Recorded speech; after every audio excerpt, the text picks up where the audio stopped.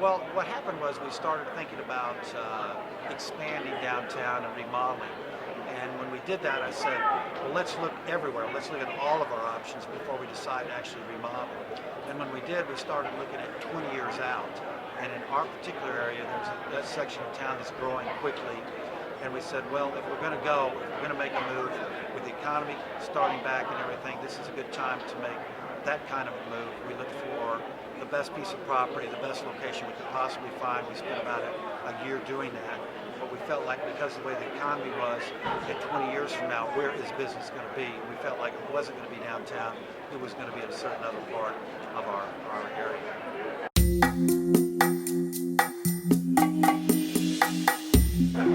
They had just built a brand new center right across the street from it with a high-end grocery store called Publix.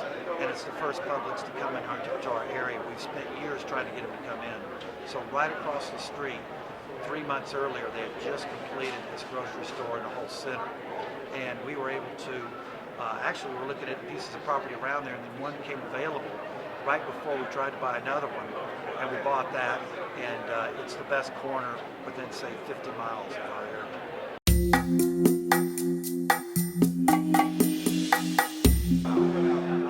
I think that people say it's a cool store. You know, it's got high ceilings, 24-foot ceilings.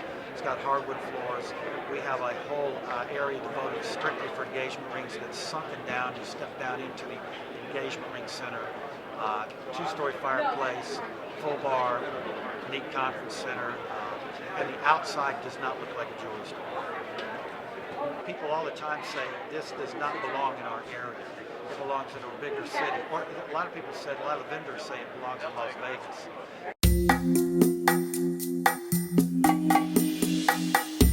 Which was a great advantage. I didn't have to bring somebody else in. Also, when she designed the store, she had a vision of even colors, of what things were going to look like, textures and everything, as she designed the store from the outside in. So she was able to help us with, you know, draper colors, floor colors, everything else, where we may have to gotten somebody from the outside and brought them in. But from the beginning, she had a vision.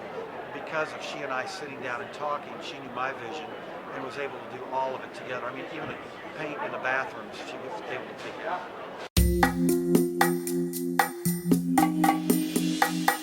Excellent question. We found out from doing other jewelry stores before that when you look at jewelry cases, a lot of stores have the same color throughout their jewelry stores. Well, the problem is, as a customer, your eyes don't have a place to stop.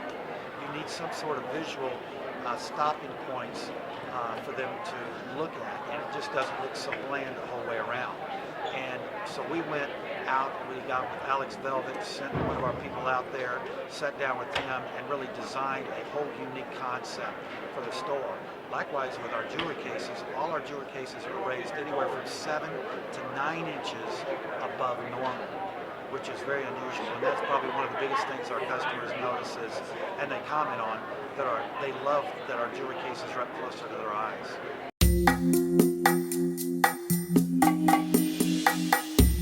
I had an assistant, a very, very good assistant, and we would meet daily and go over our list of things that we needed to do. Likewise with our builder, he knew that he was going to get a list from us daily. Not only that, I had built several jewelry stores, like my 8th jewelry store.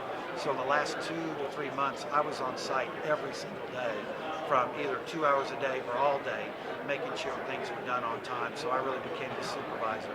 Not everybody can do that, but if they could get an assistant that's very helpful to keep everybody on track, and make sure that their builder has a superintendent that's on site every day, not just a builder that's building and it goes in and checks on occasion.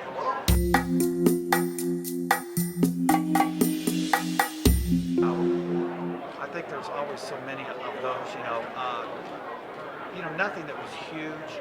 I think the city was pretty good, but when we went to do the steel and design the store, the steel took a longer time than we thought to manufacture. We had to go through several processes of the architect, and then we had to have steel, people who specialize in steel look at the drawings, and that set us back a little bit on that. I would say where we put some of the utilities. When the architects put them in, it was not the right place. We had to actually put the utilities other places that make more sense. Things like that, but there was really nothing that was any huge thing that was an obstacle for us to do. Had problems with our windows. We had to go back in, tear a few of them out, and re-waterproof some of those. But really, there was nothing huge as far as an obstacle that we ran into.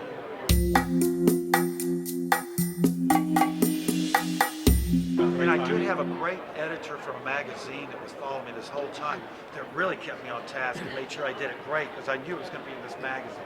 I want to personally thank David Hollingshead with Stellar Designs because he was kind of an instigator to get me connected with In-Store Magazine and also kind of set the tone when I first started talking to him about the direction we were going in a lot of ways.